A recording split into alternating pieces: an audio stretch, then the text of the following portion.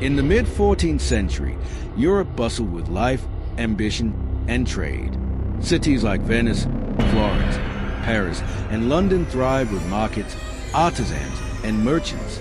Narrow cobbled streets echoed with the clatter of hooves, the cries of vendors, and the chatter of townsfolk. Life, though harsh by modern standards, carried a rhythm: agriculture, trade, faith, and family. Yet beneath the veneer of daily routine, Europe was fragile. Malnutrition, overpopulation in cities, and limited medical knowledge left the population vulnerable. By 1347, rumors from the east whispered of a strange sickness ravaging ports along the Black Sea. Trade caravans carried not only goods but invisible passengers, fleas clinging to rats, and Yersinia pestis, a bacterium that would soon wreak unparalleled havoc. Few understood the implications, but those in Mediterranean ports began to notice unusual fevers and black sores on sailors returning from Crimea. The first signs of the Black Death had arrived.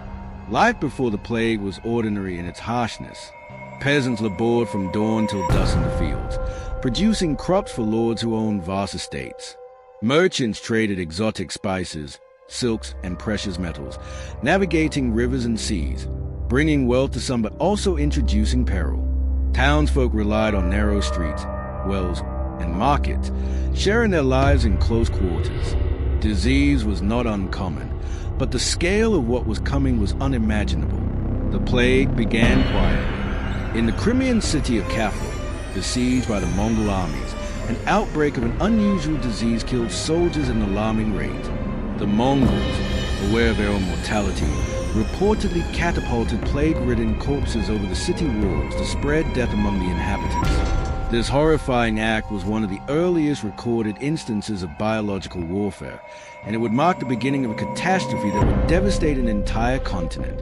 From the Black Sea, the plague rode on Genoese and Venetian ships, packed with merchants and their wares. Rats scuttled among barrels, while fleas, unnoticed and deadly, fed on their hosts and leapt to humans. In October 1347, the first ships docked in Messina, Sicily.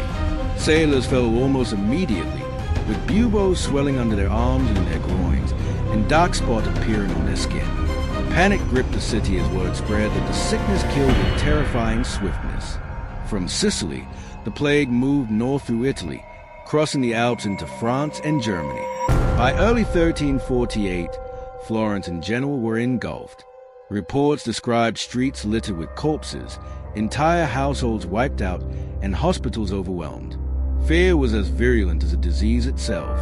Some fled to the countryside, hoping isolation would save them, only to find the plague following trade routes and pilgrim paths. In France, Paris's narrow streets became rivers of despair.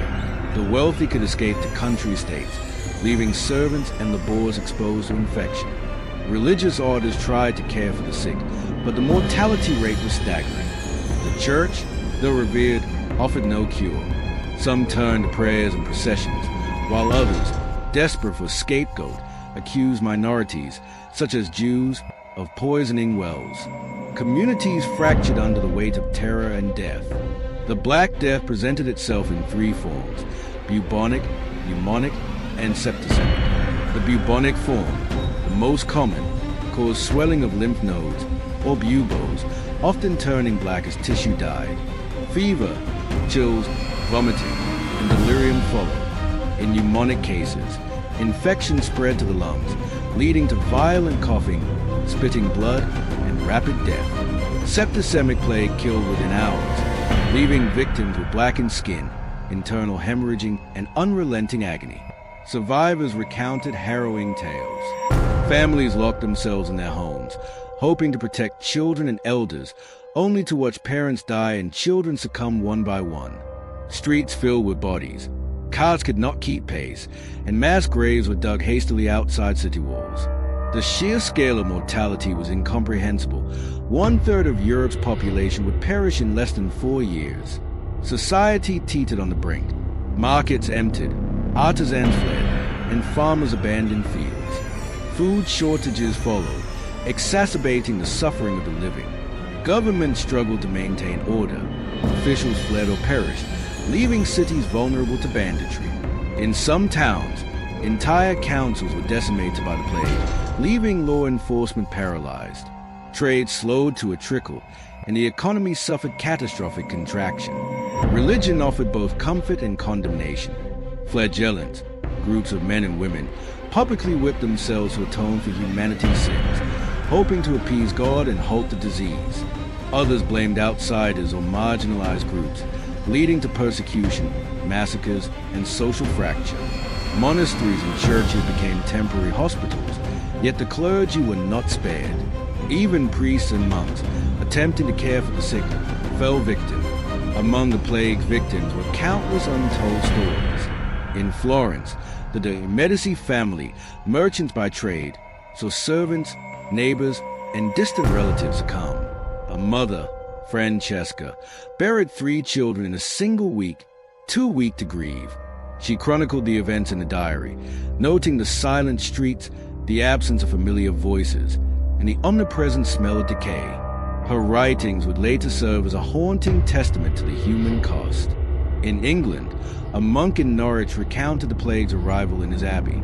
He described the slow death of brothers, the ringing of bells for each passing, and the overwhelming stench as bodies were removed.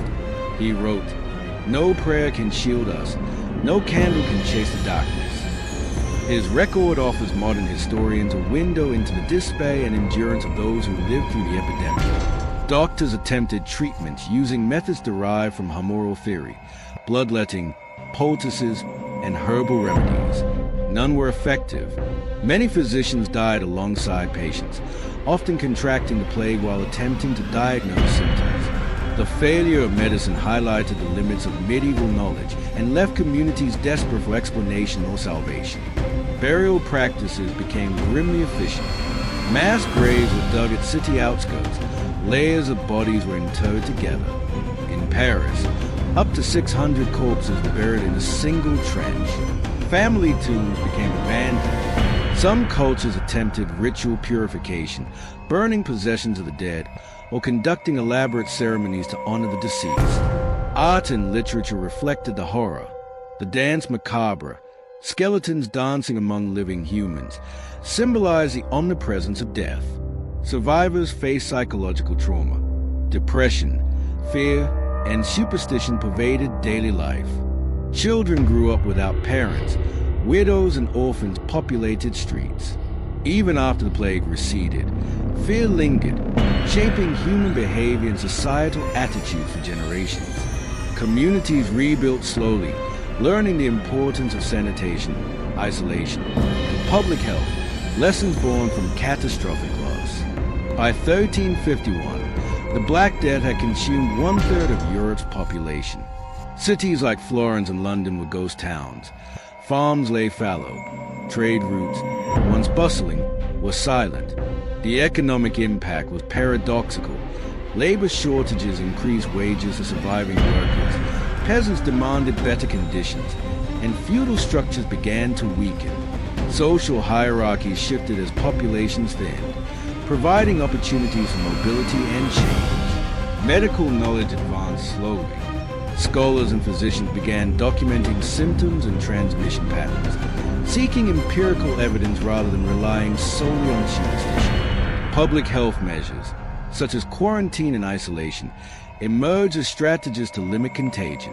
Although Europe would face recurring outbreaks for centuries, the experience reshaped the approach to disease and urban management. The Black Death left an indelible mark on European society. Beyond the demographic devastation, it accelerated changes in labor, religion, governance, and science. Art and literature memorialized the tragedy, while collective memory ingrained caution and reverence for life. Communities became aware of the fragility of human existence and the necessity of preparedness, laying foundations for modern epidemiology. The plague also influenced religious thought. Some sought redemption through faith, while others questioned ecclesiastical authority. Political structures adapted to demographic shifts, and trade networks eventually recovered, incorporating lessons learned from the epidemic. Ultimately, the Black Death stands as a testament to both the destructive power of disease and the resilience of human societies.